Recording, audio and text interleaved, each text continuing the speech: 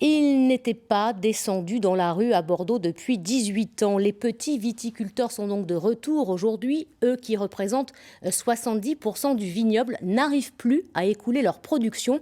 Ils sont à bout au point de vouloir arracher leurs vignes. Jean-Pierre Stahl, Thibaut Crouel.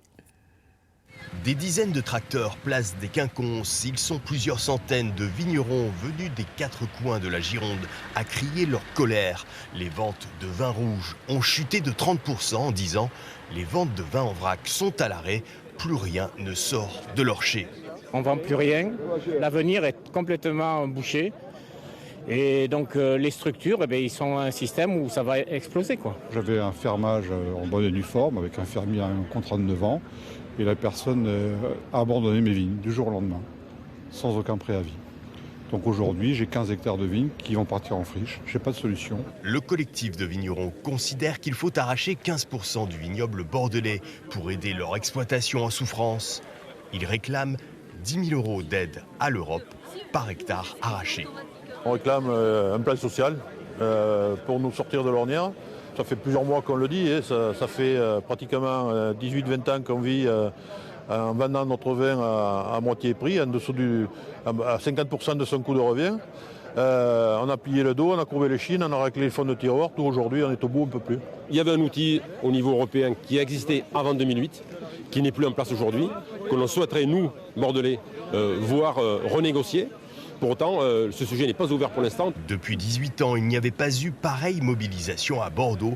C'est toute la filière qui est venue, solidaire, pour réclamer des aides du gouvernement et de l'Europe.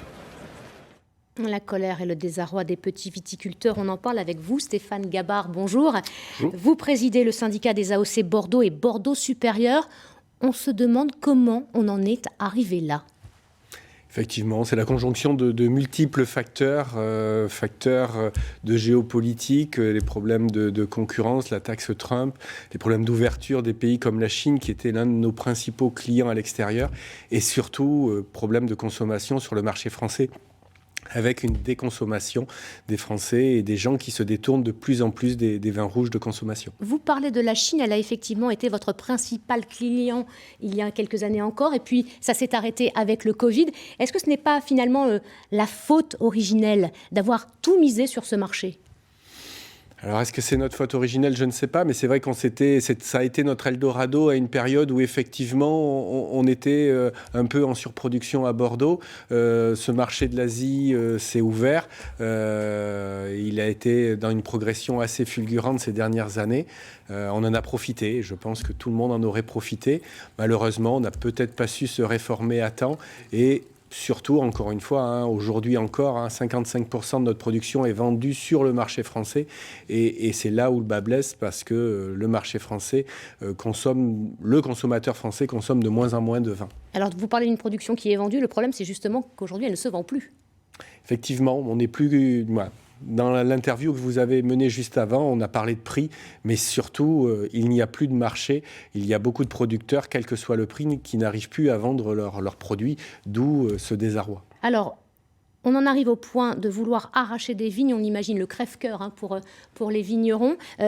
Combien sont-ils concernés par cette question ? Alors ils sont passablement parce qu'aujourd'hui, d'après la dernière démographie, recensement démographique de notre population, un agriculteur sur deux a plus de 55 ans. La plupart des propriétaires fonciers qui sont déjà en âge de retraite ont loué leurs vignes à d'autres exploitations. Mais avec cette mévente, ces propriétaires qui sont déjà à la retraite récupèrent leurs vignes parce que plus personne ne veut les louer. D'autres personnes qui pourraient prétendre à la retraite ont ce potentiel vigne sur lequel ils ont capitalisé toute leur vie qui ne vaut plus rien et qu'il n'y a plus d'acheteurs. Donc effectivement, nous avons une grosse partie de notre population qui veulent arrêter mais qui ne peuvent pas. Alors, arracher des vignes, ça coûte cher. C'est la raison pour laquelle vous demandez aussi des subventions de l'Europe. Or, vous le savez, l'Europe ne finance plus à l'heure actuelle. Effectivement, cette porte nous a été fermée dès 2008 avec la nouvelle réforme de la politique agricole commune et de la mise en place de marchés. Cette politique n'existe plus, mais on demande peut-être que le gouvernement porte cette régulation du marché. Bordeaux est peut-être le vignoble le premier à le demander, mais aujourd'hui, on voit que au niveau national, d'autres vignobles sont en difficulté. Nous ne sommes plus les seuls à le porter. Merci Stéphane Gabard, président donc, du syndicat des AOC Bordeaux et Bordeaux Supérieur.